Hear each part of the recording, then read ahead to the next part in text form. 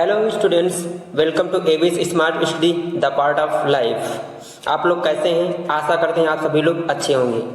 तो हमने पार्ट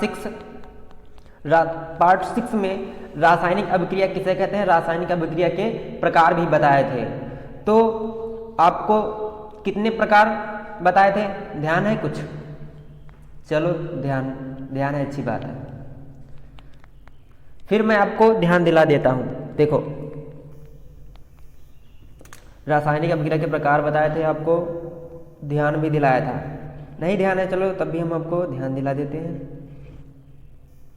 जैसे ये दिया आपका रासायनिक अभिक्रिया के प्रकार, ठीक। रासायनिक अभिक्रिया के प्रकार कितने प्रकार थे? संयोजन अभिक्रिया, वियोजन अभिक्रिया, वियोजन के अंतर्गत उसके टाइप थे कुछ, ऊष्मीय वियोजन और विद्युतीय वियोजन और प्रकाशीय वियोजन, ठीक है। फिर तीसरा आपका कौन सा था? विस्थापन अभिक्रिया। क्या थी? विस्थापन अभिक्रिया। और चौथा आपका उभय प्रतिस्थापन अभिक्रिया, या उसे बोलते हैं द्वि विस्थापन अभिक्रिया। चौथा आपका था उपसयन और अपसयन अभिक्रिया, ठीक है। ध्यान है कुछ? नहीं ध्यान है? अभी इन्हीं पे रिलेटेड एक क्वेश्चन बनेगा, ठीक है। क्या बनेगा? क्वेश्चन बनेगा।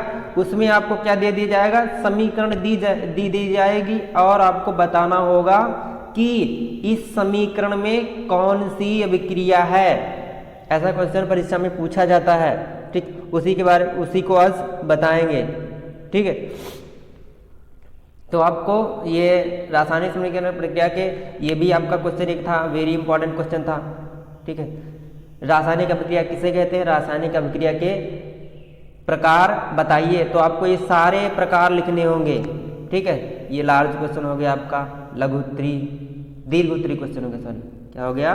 दीर्घ उत्तरी क्वेश्चन हो गया। अब जो दूसरा क्वेश्चन इसी से क्वेश्चन से बनेगा, वो आपको समीकरण दी जाएगी और आपको उस समीकरण में बताना होगी कौन सी अभिक्रिया है, ठीक है। तो उसी के बारे में आज बताने जा रहे हैं, देखना। जैसे आपके पास ये क्वेश्चन आ जाएगा, इंपॉर्टेंट क्वेश्चन ये भी आपका है, ठीक। क्या इंपॉर्टेंट क्वेश्चन है आपका ये भी? जैसे निम्नलिखित अभिक्रिया में निम्नलिखित अभिक्रिया के लिए संतुलित समीकरण लिखिए। यहाँ पे जो लिखा हुआ है ये अभिक्रिया है यहाँ पे, ठीक है। अब लिख गया, सॉरी, यहाँ पे अभिक्रिया होगा। संतुलित समीकरण लिखिए तथा अभिक्रिया के प्रकार को पहचानिए, ठीक। जो मैंने बताया वही है। तो आपका कौन फर्स्ट हो गया? आपका जिंक कार्बोनेट से अभिक्रिया हुई, जिंक ऑक्साइड और कार्बन डाइऑक्साइड बना।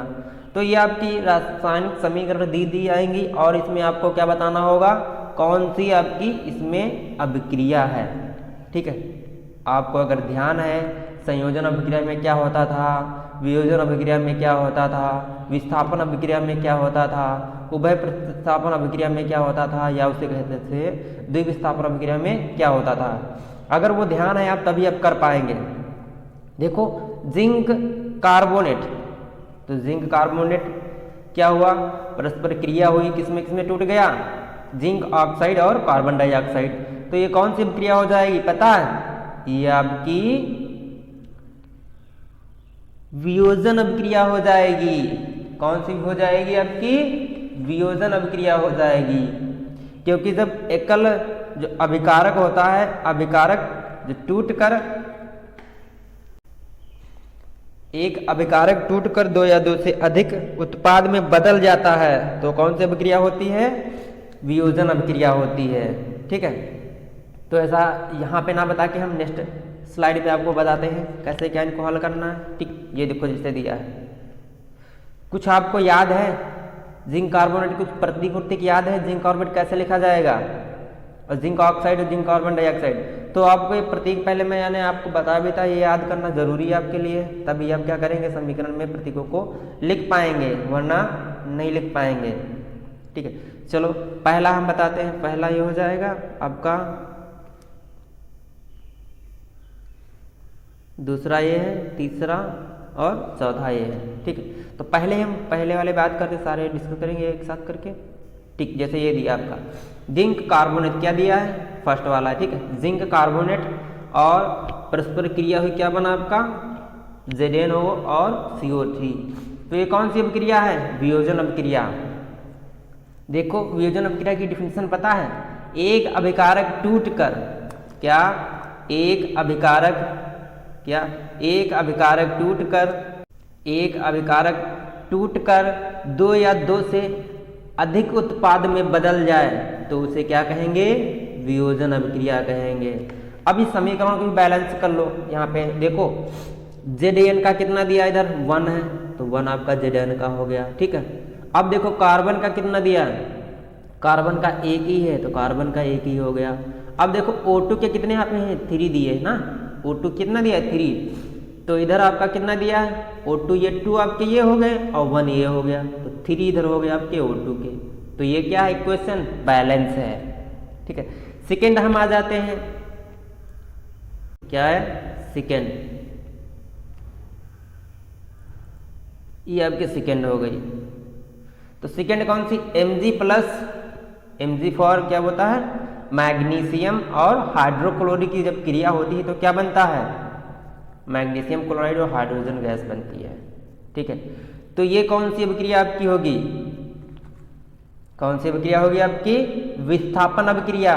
तो विस्थापन अभिक्रिया की डिफिनेशन आपको पता है, हाँ पता है कि नहीं पता है विस्थापन अभिक्रिया की डिफिनेशन। तो उसमें क्या बताया गया था आपको, इस अभिक्रिया में क्या होता है, इस अभिक्रिया में अधिक क्रियाशील तत्व कम क्रियाशील तत्व को क्या कर देता है, विस्थापित कर देता है, ठीक है। देखो Mg क्या है, Mg जो है Cl से जुड़ जाता है, तो Mg क्या है, स्ट्रांग है और Cl को वो Mg क्या है, स्ट्रांग है तो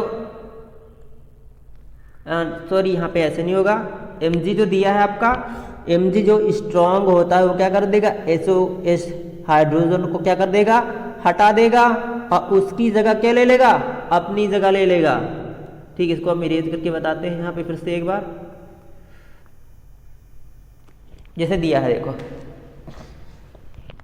विस्थापन अभिक्रिया में क्या होता है, विस्थापन अभिक्रिया में यह, इस अभिक्रिया में कह सकते हैं, ठीक है, इस अभिक्रिया में अधिक क्रियाशील तत्व जो है कम क्रियाशील तत्व को उसके यौगिक से क्या कर देता है, विस्थापित कर देता है। जैसे ये क्रियाशील है, क्या है, ये आपका क्रियाशील तत्व है, तो हाइड्रोजन जो है कम क्रियाशील है, तो इसको क्या करेगा, इसको हाइड्रोजन को क्या करेगा, हटा देगा और हाइड्रोजन की जगह Mg अपना स्थान ले लेगा। जैसे यहाँ पे देखो Mg आ गया हाइड्रोजन की जगह, तो क्या बन गया, मैग्नीशियम क्लोराइड बन गया और हाइड्रोजन क्या बेचारा अलग हो गया क्योंकि ये कमजोर था।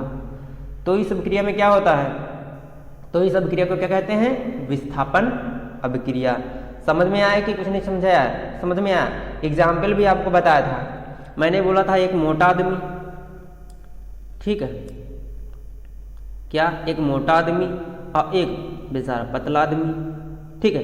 तो क्या करेगा, मोटा वाला आदमी जो क्या होगा, पतले वाले आदमी को क्या कर देगा, भगा देगा, ठीक है, और उसकी जगह जो है अपनी जगह ले लेगा।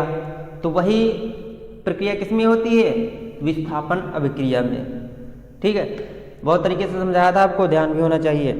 अब आपका क्या जाता है, तीसरा कौन सा आपका दिया, ठीक है, तीसरा आपका ये दिया, ये आपका तीसरा, ठीक है। तीसरा आपका कौन सा है, potassium bromide plus barium iodide की क्रिया होती है तो क्या बनता है, पोटेशियम आयोडाइड, क्या बनता है, पोटेशियम आयोडाइड, ठीक है। पोटेशियम ब्रोमाइड की क्रिया होती है बेरियम क्लोराइड से, तो क्या बनता है, पोटेशियम आयोडाइड और क्या बनता है, बेरियम ब्रोमाइड, ठीक है। तो इसमें कौन सी क्रिया होती है, विस्थापन अभिक्रिया होती है। तो विस्थापन अभिक्रिया की डिफिनेशन आपको पता होना चाहिए, मतलब द्विविस्थापन अभिक्रिया होती है तो इसकी डिफिनेशन आपको क्या पता होना चाहिए कि इस अभिक्रिया में क्या होता है, इस अभिक्रिया में उत्पादों का निर्माण दो यौगिकों के बीच आयनों के आदान प्रदान से होता है, ठीक है। जैसे मैंने बताया था, जैसे के आपका दिया के प्लस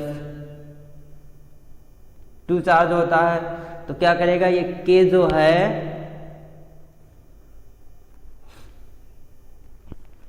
के क्या करेगा, इसमें आयनों का आदान प्रदान होता है। क्या होता है? आयनों का आदान प्रदान होता है। जो के होगा वो आई के साथ जुड़ जाएगा। अब बी जो आपका होता है बी, ये ब्रोमियम के साथ जुड़ जाए, बेरियम के साथ जुड़ जाएगा। तो ये आपका आयनों का प्रदान हो जाता है इसमें। ठीक है, तो ये कौन सी हो जाती है? विस्थापन अभिक्रिया। आयनों का एक्सचेंज हो जाता है। जैसे आपका आयन कैसे होते हैं, जैसे आपका दिया पोटेशियम, क्या है ये? पोटेशियम। इस पे चार्ज आपका है 2+, कितना है? 2+ का। अब बी आपका आयोडीन पर कितना है? ये -2 का। अब ये जो आपस में संयोग करेंगे तो क्या होगा? प्लस और माइनस कट जाएगा और चार्ज क्या आ जाएगा? 0। और ये आपस में क्या हो जाएंगे? जुड़ जाएंगे। ठीक, आयनों का एक्सचेंज बराबर हो जाता है, आयनिक बैलेंस बराबर हो जाता है, इसलिए आपस में ये जुड़ जाते हैं। और बी बेरियम और आपका बी और Br आपका बेरियम ब्रोमाइड उत्पाद बना लेते हैं। ठीक है, अब आपका कौन सा आता है? नेक्स्ट पार्ट 4 वाला। हाइड्रोजन प्लस क्लोरीन की क्रिया होती, क्या बनता है? हाइड्रोजन क्लोराइड बनता है। इसकी डिफिनेशन आपको मैंने बताई थी। क्या इसमें होता है? क्या हो रहा है? कुछ दिख रहा है इसमें कि नहीं दिख रहा है? इसमें आपकी कौन सी है? संयोजन अभिक्रिया। कैसे है? इस अभिक्रिया में क्या होता है? क्या होता है? इस अभिक्रिया में क्या होता है? इस अभिक्रिया में 2 या 2 से अधिक अभिकारक, देखो एक ही अभिकारक दिया हुआ है, एक ही अभिकारक है, ये एक अभिकारक है। 2 या 2 से अधिक अभिकारक मिलकर एकल उत्पाद बनाते हैं, और जिसमें एकल उत्पाद बनता है वो क्या होती है? संयोजन अभिक्रिया होती है। क्या होती है? संयोजन अभिक्रिया होती है। समझ में आया? क्या होती है? संयोजन अभिक्रिया होती है। तो ऐसे आपसे क्वेश्चन पूछा जाएगा, समीकरण आपको दे दी जाएगी, ठीक है, और आपको उसमें बताना होगा कि ये कौन सी समीकरण है, इसका पहचान कर इसका नाम लिखिए। तो आपको ऐसे बताना होगा। ठीक है, अब कौन सा टॉपिक आ जाता है इसी के आगे जो आप करेंगे। चलो, अब तो मैंने इनके बारे में बात कर ली। ठीक है, इनके बारे में बात कर ली। अब आपका क्वेश्चन आता है अपचयन और उपचयन। ये तो टाइप थे ना, अब इसमें क्या होगा? इससे भी एक क्वेश्चन दूसरे टाइप का बन जाता है। ठीक है, उपचयन और अपचयन थे। कैसे क्वेश्चन बनता है? जब किसी रासायनिक समीकरण या रासायनिक अभिक्रिया में, ठीक है, उपचयन और अपचयन दोनों साथ साथ अभिक्रियाएं होती हैं, दोनों साथ साथ अभिक्रियाएं होती हैं, तो उसे क्या कहते हैं? रेडॉक्स अभिक्रिया कहते हैं। ठीक है, क्या कहते हैं? तो उसी को समझना है। रेडॉक्स अभिक्रिया वह अभिक्रिया होती है जिसमें क्या होता है? उपचयन और अपचयन दोनों क्रियाएं एक ही साथ होती हैं, तो उसे रेडॉक्स अभिक्रिया कहते हैं। कैसे समझो इधर, जैसे यहां देखो क्या है आपका, क्या दिया है? कार्बन। क्या है? कार्बन। कार्बन के साथ ऑक्सीजन जुड़ रहा है, तो क्या हो रहा है यहाँ पे? ऑक्सीजन कार्बन के साथ, मतलब ऑक्सीजन जुड़ रहा है, तो ऑक्सीजन का जुड़ना क्या कहलाता है आपका? ठीक, अब समझ में आया? और ZnO से ऑक्सीजन का हटना या टूटना, ठीक है, हटना या टूटना क्या कहलाता है? अपचयन। क्या कहलाता है? अपचयन कहलाता है। क्या कहलाता है? अपचयन। ठीक है, अपचयन कहलाता है, अपचयन कहलाता है। तो समझ गए रेडॉक्स अभिक्रिया क्या होती है? वह रासायनिक अभिक्रिया जिसमें आपका अपचयन और उपचयन दोनों अभिक्रियाएं साथ साथ चलती हैं, तो ऐसी अभिक्रिया को रेडॉक्स अभिक्रिया कहते हैं। तो क्वेश्चन आपका ऐसे आएगा, अपचयन, उपचयन अथवा रेडॉक्स अभिक्रिया क्या है? निम्न अभिक्रिया में अपचयित तथा उपचयित तथा अपचयित पदार्थों को पहचानिए, और यह आपको समीकरण दी होगी। ठीक है, ये आपका आंसर होगा। तो आंसर कैसे देना होगा? जैसे लिखा है देखो, इलेक्ट्रॉनिक संकल्पना के अनुसार जब परमाणु आयन त्याग देता है, क्या जब परमाणु आयन त्याग देता है तो उसे त्याग देता है तो उसे क्या कहते हैं? अपचयन कहते हैं। ठीक है, जब इलेक्ट्रॉन क्या करता है? त्याग देता है तो उसे अपचयन कहते हैं। और जब इलेक्ट्रॉन क्या कर लेता है? ग्रहण कर लेता है तो उसे क्या कहते हैं? अपचयन कहते हैं। ठीक है, जब इलेक्ट्रॉन क्या कर देता है? त्याग देता है तो उसे उपचयन कहते हैं। और जब वह इलेक्ट्रॉन ग्रहण कर लेता है, ठीक है, तो उसे क्या कहते हैं? अपचयन कहते हैं। अर्थात अभिक्रिया में उपचयन तथा अपचयन दोनों साथ साथ चलते हैं। अतः ऐसी अभिक्रिया जिनमें उपचयन तथा अपचयन साथ साथ होते हैं, ठीक है, तो ऐसी अभिक्रिया को क्या? अभिक्रिया को रेडॉक्स अभिक्रिया कहते हैं। क्या कहते हैं?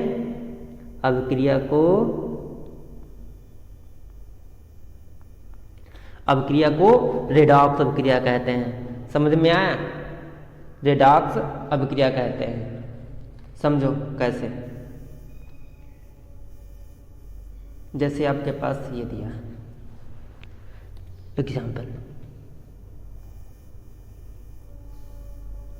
ठीक, जैसे दिया ZnO+C, और अभिक्रिया क्या बना?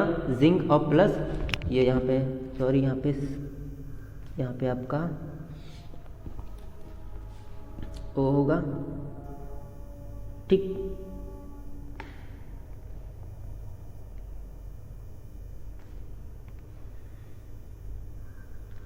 CO। ठीक है, देखो इसमें क्या हो रहा है? इस अभिकारक में क्या हो रहा है? इसमें से क्या हो रहा है? आपका O हट रहा है, ठीक है, और C के पास क्या हो रहा है? O जुड़ रहा है। ठीक है, ध्यान देना क्या हो रहा है? Zn से क्या हो रहा है? वो आपका ऑक्सीजन हट रहा है और C के पास ऑक्सीजन जुड़ रहा है। तो क्या कर रहा है? Zn जो है इलेक्ट्रॉन को क्या कर रहा है? त्याग रहा है, और C क्या कर रहा है? इलेक्ट्रॉन को ग्रहण कर रहा है। उपयुक्त अभिक्रिया एक अपचयन अभिक्रिया है जिसमें ZnO का उपचयन Zn में तथा C का उपचयन C में हो रहा है। अतः ZnO अपचायित तथा C उपचायित है। ठीक है, तो मैंने बताया था ऑक्सीजन का जुड़ना क्या कहलाता है? आपका उपचयन। क्या कहलाता है? उपचयन। और ऑक्सीजन का हटना क्या बताया था? अपचयन। तो वही प्रोसेस हो रही है आपकी, अपचयन। ठीक, अपचयन। समझ में आया? रेडॉक्स अभिक्रिया किसे कहते हैं? रेडॉक्स अभिक्रिया वह अभिक्रिया है जिसमें क्या होता है? इलेक्ट्रॉन का त्याग देना उपचयन, और इलेक्ट्रॉन का ग्रहण कर लेना अपचयन कहलाता है। या फिर ऐसे भी कह सकते हैं, जिस रासायनिक अभिक्रिया में अपचयन और उपचयन अभिक्रियाएं दोनों साथ साथ होती हैं, तो ऐसी अभिक्रिया को हम रेडॉक्स अभिक्रिया कहते हैं। क्या कहते हैं? रेडॉक्स अभिक्रिया कहते हैं। आपको इतना एग्जाम्पल देके सारा लिख देना है। देखो अपनी बुक में वही दिया है, ठीक, पढ़ देता हूँ, एक बार सुन लीजिएगा। ऑक्सीजन में जब कॉपर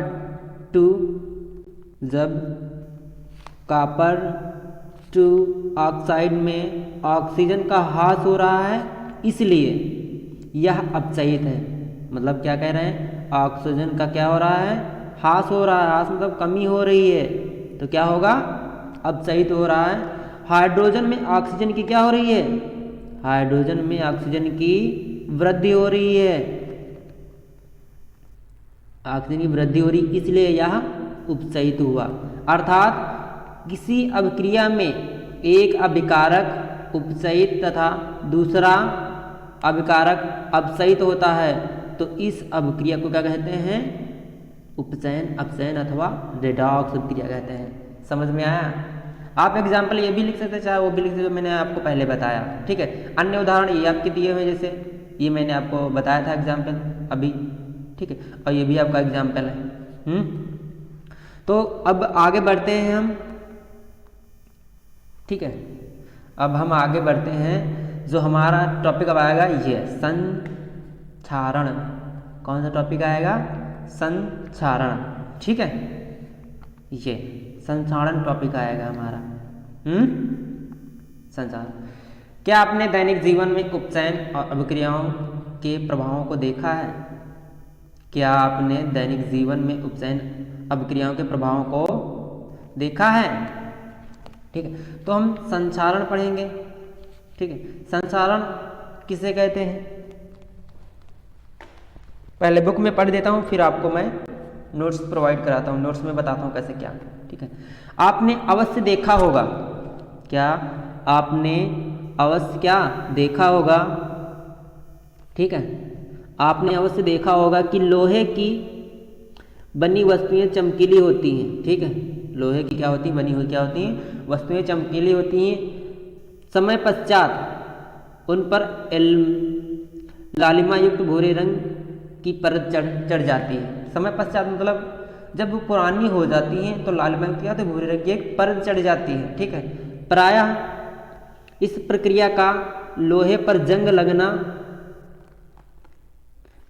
प्रक्रिया को लोहे पर जंग लगना क्या कहते हैं? संक्षारण कहते हैं। लगना संक्षारण कहते हैं। कुछ अन्य धातुओं में भी ऐसा परिवर्तन होता है। ठीक है, कुछ जो अन्य भी धातुएं होती हैं उन पर भी ऐसा परिवर्तन होता है। क्या परिवर्तन होता है? आपने चांदी तथा तांबे पर चढ़ने वाली परत के रंग पर ध्यान दिया होगा। जब आप चांदी व तांबे पर चढ़ने वाली परत पर ध्यान दिया होगा, जब कोई धातु अपने आसपास अम्ल, आर्द्रता आदि के संपर्क में आती है, तब वह संक्षारित हो जाती है। अब संक्षारित कैसे होती है? जैसे आपके पास लोहा है, अब लोहा क्या होगा? नमी के स्थान पे जैसे पड़ा होगा, ठीक, उस पर धूल पड़ेगी, और थोड़ा आर्द्रता, उसको नमी मिलेगी, तो क्या होगा? लोहे पर आपके क्या हो जाएगी? परत जम जाएगी। क्या जम जाएगी? परत जम जाएगी भूरे रंग की, तो उसे हम क्या कहते हैं? संक्षारण कहते हैं। अब इसको हम बता दें कॉपी पे कैसे क्या लिखना है। ठीक, समझ में आया संक्षारण किसे कहते हैं? तो हम उसे संक्षारण कहते हैं। तो इस प्रक्रिया को हम संक्षारण कहते हैं। चांदी के ऊपर काली परत व तांबे के ऊपर गहरी हरी परत चढ़ाना संक्षारण अन्य उदाहरण है। ठीक है, संक्षारण के कारण कार्य के ढांचे, पुल, लोहे और रोलिंग भी बनाई जाती हैं। जहाज तथा धातु और विशेषकर लोहे की बनी धातुओं की बहुत क्षति होती है। लोहे का संक्षारण एक गंभीर समस्या है। क्षतिग्रस्त लोहे को बदलकर हर वर्ष अधिक पैसे खर्च होता है। अध्याय 3 में आपको संक्षारण के बारे में अधिक जानकारी प्राप्त होगी। जब हम अगला जब अध्याय 3 पढ़ेंगे, लेसन अध्याय 3, तो उसमें हम संक्षारण के बारे में डिटेल जानकारी लेंगे। ठीक है, संक्षारण। ठीक, और फिर आपका दूसरा आ जाएगा विक्रगंधिता। ठीक, क्या आ जाएगा? विक्रगंधिता। क्या आएगा? विक्रगंधिता क्या होता है, इसके बारे में जानकारी प्राप्त कर लेते हैं। वसायुक्त, विक्रगंधिता से ऐसे स्पष्ट हो रहा है कि कोई सड़ गल जाता है तो उसमें एक स्माइल आने लगती है, स्मेल आने लगती है। ठीक है, क्या आने लगती है? स्मेल, मतलब बदबू आने लगती है। ठीक, तो वसायुक्त क्या? वसायुक्त अथवा तैलीय खाद्य पदार्थ सामग्री जब लंबे समय तक रखा रह जाता है तब उसका स्वाद व गंध कैसी हो जाती है? ठीक है, तो क्या होगा? थोड़ा स्मेल आने लगेगी, बदबू आने लगेगी जब वह तैलीय पदार्थ में रखा रहेगा।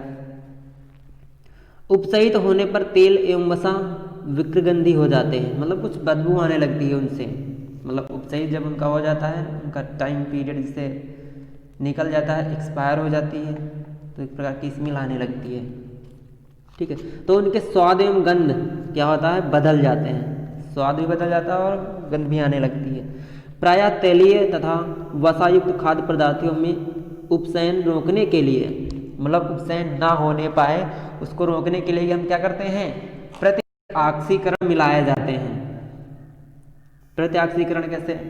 समझो, जैसे आप चिप्स वाला खाते हो ना, पैकेट 5 रुपये का जो आता है, शॉप में मिलता है, शॉपकीपर की दुकान पे, तो उसमें क्या होता है? जब वो होता है तो एकदम टाइट फुला फुला होता है, अब उसको जैसे हम फाड़ देते तो क्या होता है? उसमें से जो गैस निकल जाती है, तो वही हमारी क्या होती है? ऑक्सीकरण मिलाए जाते हैं। वायुरोधी बर्तनों में खाद्य पदार्थों रखने के लिए अपचयन में गति धीमी हो जाती है। क्या आप जानते हैं कि चिप्स बनाने वाले चिप्स थैली में, वही जो मैंने बताया, चिप्स थैली में ऑक्सीजन हटाकर, क्या मतलब? ऑक्सीजन वहाँ की हटा देते हैं और क्या भर देते हैं? नाइट्रोजन भरते हैं, जिससे उनमें अपचयित ना होने पाए और ना ही उसमें क्या हो जाए? ना बदबू आने पाए और ना ही उनका स्वाद, टेस्ट, मतलब टेस्ट भी ना बदल पाए। तो इसलिए हम क्या करते हैं? ऑक्सीजन वहाँ से हटा के वहाँ पे नाइट्रोजन भर देते हैं, इसलिए वहाँ का जो चिप्स होता है अपचयित नहीं होने पाता है और का चलता रहता है और विक्रगंधता भी नहीं आती है। ठीक है, जैसे कम सक्रिय गैस में युक्त कर देते हैं ताकि चिप्स का अपचयन ना हो सके, तो ये क्या हो गया? विक्रगंधिता। अब ये देखो कि एग्जाम में आपका क्वेश्चन कैसे बनेगा वो आपको बताते हैं हम। ठीक है, जैसे आपका क्वेश्चन आ गया, निम्न पदों का वर्णन कीजिए। क्या? निम्न पदों का वर्णन कीजिए तथा प्रत्येक का एक एक उदाहरण देकर समझाइए। ठीक है, संसारण क्या है और विक्रगंधिता क्या है? तो पहले हम संसारण की बात कर लेते हैं। ठीक है, संसारण को बोलते हैं कोरिजन। जब किसी धातु की सतह पर वायु, जल अथवा अपने चारों ओर उपस्थित किसी अन्य पदार्थ द्वारा आक्रमित हो जाती है तब यह संसारण कही जाती है, अथवा इस पर जंग लग जाता है, यह संसारण कहलाता है। ठीक है, क्या? जब जंग लग जाता है तो क्या कहलाता है? संसारण कहलाता है। उदाहरण देखो कैसे, और भी बहुत सारे एग्जाम्पल हैं। लोहे पर जंग लगना, लोहे पर जंग लग जाता है। जंग मुख्यतः जो है जलीय आयरन और ऑक्साइड FeO3 और H2O होता है, मतलब आर्द्रता होती है। तो संसारण लोहे की वस्तुओं की संरचना को दुर्बल कर देता है। लोहे पर संसारण एक गंभीर समस्या है। जिससे क्या होता है? हमारे नए जो होते हैं, नई वस्तुएं लोहे की जो होती हैं उन पर क्या होता है? जब आर्द्रता जब मिल जाती है तो क्या हो जाती है? बेकार हो जाती है।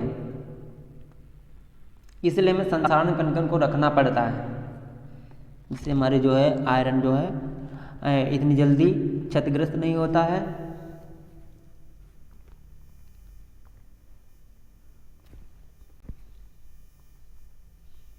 ठीक, अब आगे बढ़ते हैं। वस्तुओं की संरचना को दुर्बल कर देता है। लोहे पर संसारण एक गंभीर समस्या है क्योंकि प्रतिवर्ष बहुत साधन संशोधित हो जाते हैं। शुद्ध लोहे में बदलने में व्यय हो जाता है। शुद्ध लोहे में बदलने में व्यय हो जाता है। ठीक है, अब पढ़ देते हैं वहीं हम विक्रगंधिता। या बोलते हैं विक्रगंधित। ठीक है, जब वसा तथा तेल अपचयित हो जाता है, जब जैसे आपके घर में घी रखा हुआ, ठीक है, रखा रहे, फिर क्या होगा, उसमें एक प्रकार की स्मेल आने लगती है। ठीक है, आने लगती है, स्मेल गंध आने लगती है, तो क्या होता है, धीरे धीरे वो अपचयित होने लगता है, तब ये क्या होती है, विक्रगंधिता हो जाती है, तब ये विक्रगंधी हो जाती हैं। अतः इसकी गंध तथा स्वाद परिवर्तित हो जाता है वसाओं तथा तेलों का अपचयित प्रतिऑक्सीकरण मिलाकर अथवा भोज्य पदार्थों में निर्वातित पात्रों में रखकर अथवा उन्हें नाइट्रोजन में प्रभावित करके रोका जा सकता है। विक्रगंधिता को रोकना है तो हमें क्या करना होगा, उसमें नाइट्रोजन प्रभावित कर देते हैं, जिससे उनकी विक्रगंधिता जो है चली जाती है। ठीक है, जैसे उदाहरण देखो, कैसे हमें रोकना है विक्रगंधिता को, जिससे गंध ना आने पाए। ठीक, कैसे रोकना है, हमें क्या करना है, आलू की चिप्स के थैलों में नाइट्रोजन प्रभावित करके रोका जा सकता है। जैसे जो आप शॉप की दुकान से लेते हो ना चिप्स, तो उसमें क्या होता है, ऑक्सीजन को वहाँ से हटा के नाइट्रोजन फिल करते हैं, जिससे में चिप्स क्या है, कुरकुरी बने रहती है।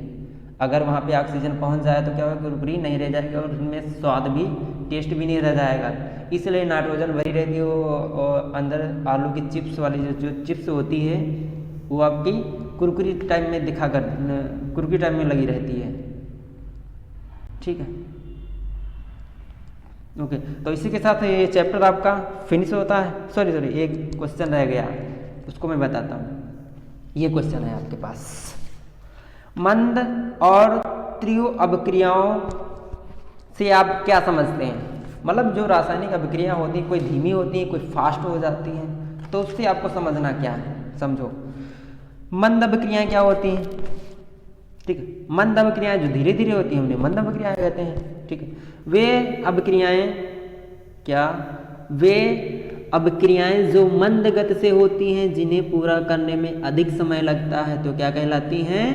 मंद अभिक्रियाएं कहलाती हैं। ठीक है, जिन्हें बहुत समय लगता है उन्हें पूरा करने में, तो उन्हें मंद अभिक्रिया कहते हैं। जैसे उदाहरण देखो, ये आपका उदाहरण है, हाइड्रोजन और आयोडीन की क्रिया जब हाइड्रोजन आयोडाइड का बनना, जब हाइड्रोजन और आयोडाइड की क्रिया होती है तो हाइड्रोजन आयोडाइड बनता है, इथिल एसीटेट का जल अपघटन आदि। ठीक है, इतनी क्रिया होती है। जब क्या होता है, हाइड्रोजन, ठीक है, जब हाइड्रोजन की क्रिया होती है तो हाइड्रोजन आयोडाइड बनता है। तो ये जो क्रिया होती है मंद गति से होती है, वो धीरे धीरे होती है। ठीक, अब ऐसे ही आ जाइए, एग्जाम्पल ध्यान रखना, हाइड्रोजन जब क्रिया होती है तो हाइड्रोजन आयोडाइड बनता है, और ये क्रिया जो होती है मंद गति से होती है, धीरे धीरे होती है। फिर आ जाइए तीव्र अभिक्रिया। तीव्र अभिक्रिया क्या हो जाती है? वे रासायनिक अभिक्रिया जो शीघ्रता से हो जाती है। जैसे ही कोई अभिकारक वाली क्रिया हुई, ठीक है, तो क्या हुआ, नया प्रोडक्ट फट से बन गया, तो ऐसी अभिक्रिया को हम क्या कहते हैं? तीव्र अभिक्रिया कहते हैं। वे रासायनिक अभिक्रिया जो शीघ्रता से होती हैं, अर्थात इतना सेकेंड दिया है, 10 की पावर -10 तो -6, ठीक है, अर्थात 10 की पावर -6 सेकेंड, इतना सेकेंड लगता है। तो ये अभिकारकों को मिलने या अभिकारकों के मिलाने पर तुरंत पूर्ण हो जाती हैं। ठीक है, तो क्या कहलाती हैं? आपकी तीव्र अभिक्रिया कहलाती हैं। जैसे उदाहरण आपका देखो, जैसे आपका क्या है, उदाहरण आपका है, ये आपका उदाहरण, जब सिल्वर नाइट्रेट, जब क्या होता है, सिल्वर नाइट्रेट और सोडियम क्लोराइड की क्रिया कराई जाती है, क्या होता है, बहुत तीव्र गति से क्रिया हो जाती है और सिल्वर क्लोराइड बन जाता है। क्या बन जाता है? सिल्वर क्लोराइड बन जाता है और सोडियम नाइट्रेट बन जाता है। तो ये क्या क्रिया होती है? फास्ट क्रिया होती है। एग्जाम्पल ध्यान रखना, ठीक है, क्या एग्जाम्पल ध्यान रखना है, कौन कौन से एग्जाम्पल आपके पास हैं? ठीक है, ये हो गया तीव्र गति वाला एग्जाम्पल, ध्यान रखना, ठीक है। और मंद गति से होने वाली अभिक्रिया का एग्जाम्पल ध्यान रखना। तो यहीं पे आपका चैप्टर ये जो है फिनिश होता है। इसको अच्छी तरह से आप तैयार कर लीजिएगा।